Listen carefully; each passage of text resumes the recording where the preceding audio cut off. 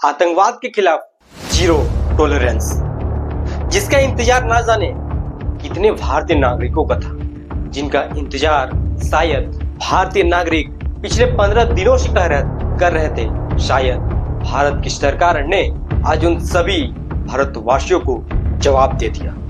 जवाब कुछ इस तरह दिया कि कोई छोटा मोटा हमला नहीं, कोई छोटी मोटी मिशन नहीं, बल्कि मिशन ऐसा कि एकदम सटीक निशानों पे मारे। शायद भारत ने आज उन आंसुओं के भी बदला ले लिया जो आंसू चीख चीख कर कह रहे थे हमें भी मार दो। शायद भारत ने आज उन सिंदूर का भी बदला ले लिया जिनके मंगेतर की सुरक्षा के लिए ना जाने कई महिलाएं चीख चीख कर गुहार लगा रही थी।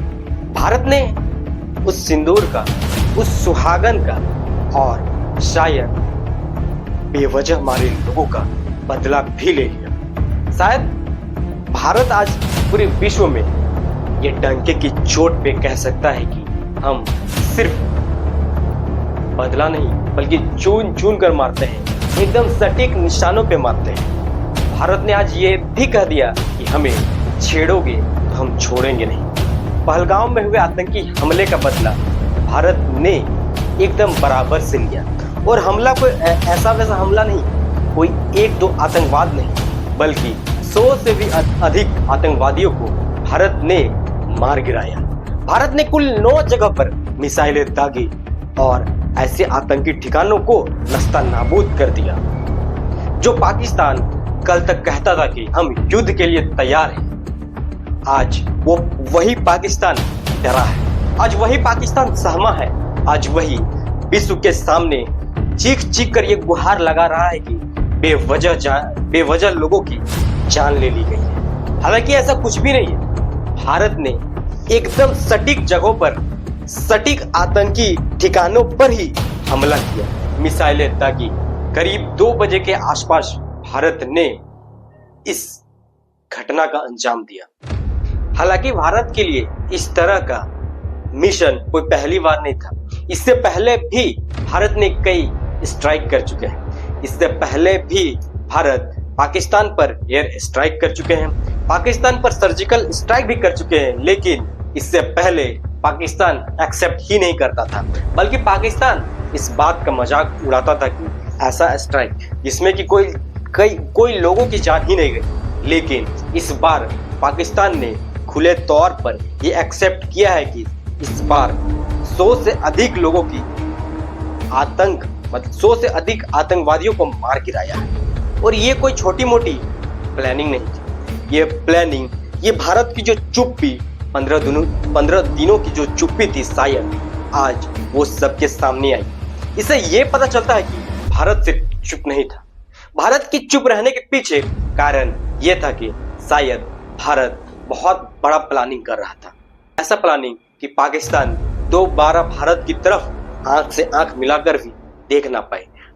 पाकिस्तान की इतनी औकात ही ना बचे कि वो भारत ने सबसे पहले पाकिस्तान को भ्रम में डाला। भ्रम में ऐसा डाला कि पाकिस्तान को ये लगे कि भारत सिर्फ अभी तैयारियां ही कर रहा है। आज 7 मई को भारत के अलग अलग राज्यों में मॉक ड्रिल होनी थी। इससे पहले 1971 में इंदिरा गांधी ने मॉक ड्रिल करवाया था। यही भ्रम पाकिस्तान को आज लेकर डूबा।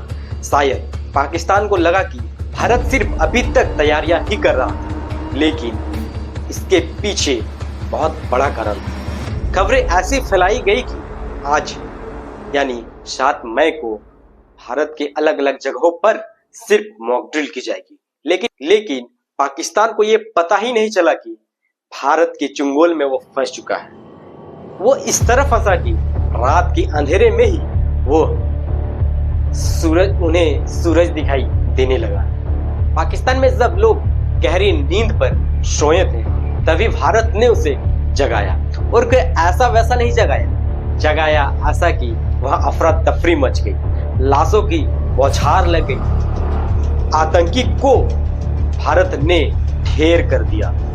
और ये हमला कोई सिर्फ हमला नहीं था, बल्कि भारत की ओर से ये जवाब था कि भारत की ओर से ये जवाब है कि भारत अब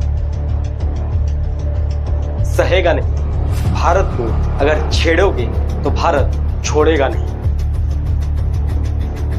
अगर भारत की तरफ नजर उठाकर भी देखोगे तो शायद नजरें भी निकाल ली जाएगी। भारत के लिए सबसे बड़ी बात यह है कि इसमें किसी तरह का पॉलिटिकल एजेंडा नहीं किया जा रहा है। किसी तरह का पॉलिटिकल एजेंडा भी नहीं बनाया जा रहा है कि आप इस स्ट्राइक के बाद क्या पक्ष क्या विपक्ष दोनों ही मिलकर भारतीय सैनिकों की वाहवाही कर रहे हैं। दोनों ही भारतीय सैनिकों पर प्राउड कर रहे हैं। मिलते हैं किसी नेक्स्ट वीडियो में, बताते हैं फिर आगे क्या होता है। फिलहाल के लिए धन्यवाद।